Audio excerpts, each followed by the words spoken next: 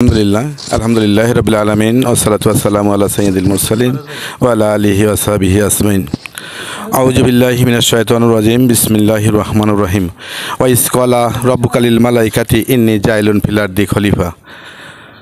আলহামদুলিল্লাহ, সমস্ত প্রশংসা সেই মহান রবের দরবারে, যিনি আমাদেরকে এই শীত বস্ত্র উপহার উপলক্ষে এখানে বসার জন্য সুযোগ করে দিয়েছেন। সেই মহান রবের দরবারে আমরা সকলেই প্রাণ করে শুকরিয়া জ্ঞাপন করি। সকলে বলে আলহামদুলিল্লাহ। পাশাপাশি দরুদ ও সালাম মানবতার মুক্তির দূত বিশ্ব নবী বিশ্ব নেতা সাইয়্যিদুল মুরসালিন হযরত মুহাম্মদ মুস্তাফা সাল্লাল্লাহু আলাইহি সাল্লামের উপরে সকলেই আমরা বলি সাল্লাল্লাহু আলাইহি সাল্লাম।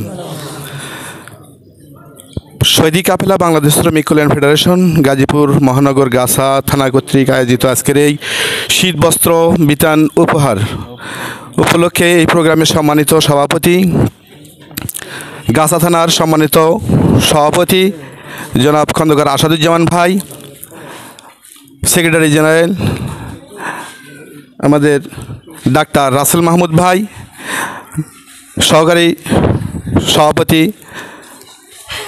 ডাক্তার জিয়াউর রহমান জিয়া ভাই, আব্দুল খালেক মোহাম্মদ পারভেজ ভাই, উপস্থিত আমাদের দায়িত্বশীল ভাইয়েরা এবং উপস্থিত সম্মানিত ভাইয়েরা, আসসালামু আলাইকুম ওয়া রাহমাতুল্লাহি ওয়া বারাকাতুহু।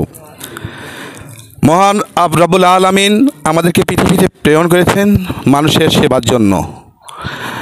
তো আমাদের সেই সেবার একটি অংশ হিসাবে যতটুকু সম্ভব থানার পক্ষ থেকে আমরা চেষ্টা করে যাচ্ছি। বাংলাদেশ শ্রমিক কল্যাণ এটাই প্রত্যাশা করে একটা ইসলামী সমাজ ব্যবস্থা প্রতিষ্ঠা করা এবং যাতে মানুষের কল্যাণ হয়, এই আমরা চেষ্টা করে যাচ্ছি যাতে মানুষ সমাজবদ্ধ হয়, ইসলাম প্রতিষ্ঠা হয় এবং দিন বিজয় হয়। উদ্দেশ্য হলো দিন বিজয় করা।